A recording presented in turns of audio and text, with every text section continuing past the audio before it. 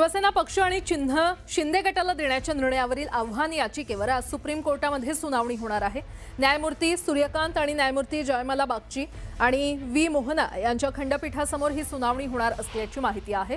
सकाळी 11 नंतर सुनावणीला सुरुवात होणार असल्याची माहिती आहे। शिवसेना पक्ष आणि या पक्षाचं निवडणूक चिन्ह असलेला धनुष्यबाण कोणाचा या मुद्द्यावर सर्वोच्च न्यायालयामध्ये याचिका दाखल करण्यात आली आहे। केंद्रीय निवडणूक आयोगाच्या निर्णयाला उद्धव ठाकरे यांनी सर्वोच्च न्यायालयामध्ये आव्हान दिले आणि या संदर्भात आज सुनावणी होणार आहे। त्यामुळे आज कोर्टात नेमकं काय होणार याकडे आता सगळ्यांचं लक्ष लागलंय। अधिक माहिती घेऊयात। माझे सहकारी प्रशांत लीला रामदास आपल्यासोबत जोडले गेलेले आहेत। प्रशांत, आज अतिशय महत्त्वाची सुनावणी शिवसेना कुणाची या संदर्भात काय अपडेट? गेल्या तीन वर्षापासून प्रलंबित असलेल्या शिवसेना पक्ष आणि धनुष्यबाण चिन्ह प्रकरणी सुप्रीम कोर्टात सुनावणी होणार आहे।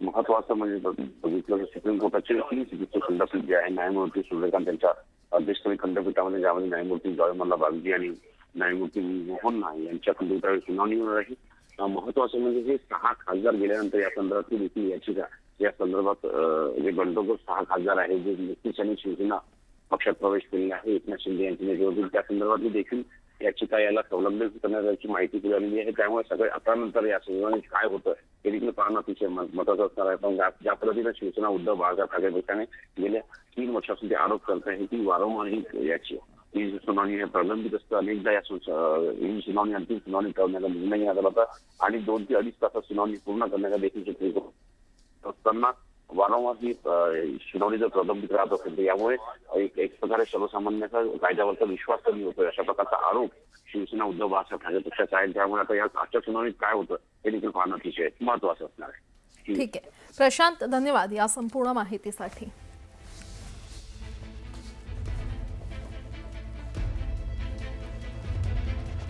बहुचर्चित परीक्षा सुधारणा विधेयक लोकसभेत मंजूर करण्यात आलं। आवाजी मतदानाद्वारे हे विधेयक लोकसभेत मंजूर करण्यात आलं। आता हे विधेयक आज राज्यसभेत मंजुरीसाठी मांडण्यात येणार आहे। विरोधी पक्षांच्या जोरदार गोंधळातच मंत्री डॉक्टर जितेंद्र सिंह यांच्या उत्तरानंतर आवाजी मतदान घेण्यात आलं। त्यावेळी हे विधेयक पारित करण्यात आलेलं आहे। पेपर लीक आणि विद्यार्थ्यांचं होणारं नुकसान थांबवण्यासाठी हा कायदा अत्यंत महत्त्वाचा मानला जातोय। लोकसभेनंतर हे विधेयक राज्यसभेत मांडलं जातंय। त्यानंतर या विधेयकाचं कायद्यात रूपांतर झाल्यानंतर देशभरातील प्रामाणिकपणे अभ्यास करणाऱ्या लाखो विद्यार्थ्यांना मोठा दिलासा मिळण्याची शक्यता वर्तवली जाते।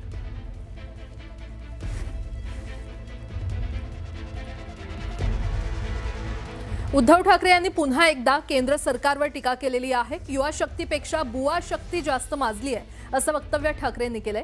युवा शक्तीकडे दुर्लक्ष केल्याचे परिणाम देश पाहतोय असं ते म्हणालेले आहेत। तसंच घटना बदलण्यासाठी पक्ष फोडण्यात आलेत। खासदार वाढवण्यापेक्षा रोजगार वाढवण्यावर भर द्यावा असं आवाहन त्यांनी केलंय।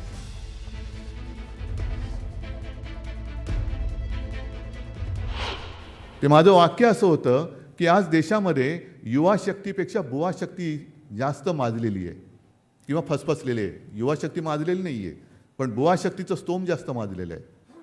आणि ते स्तोम म्हणजे बुवा शक्ती देशाचं काही करू शकत नाही, पण युवा शक्ती हे देशाचं भविष्य आहे।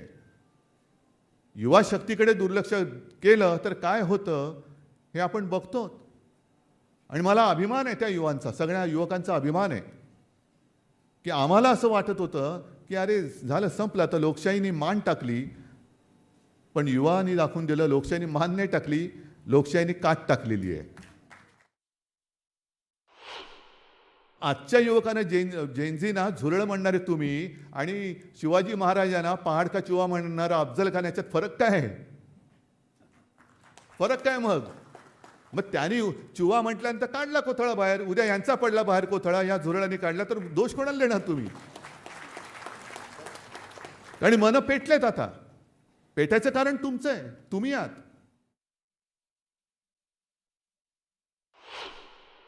जे म्हणतो ना नेहमी की कोण मंत्री आहेत तेच कळत नाही। निर्मला सीतारामन अर्थमंत्री आहेत, ते नीट पेपर फुटल्यानंतर उसका फायदा क्या है? तुम्हाला पेपर फुटायला तिकीट त्याचं समर्थन करायला ठेवलंय की महागाई आवरायला ठेवलेलं आहे? रुपया घसरतोय त्याच्यावरती नाही बोलत, पण पेपर लीक झाला तर विद्यार्थी कसे अधिक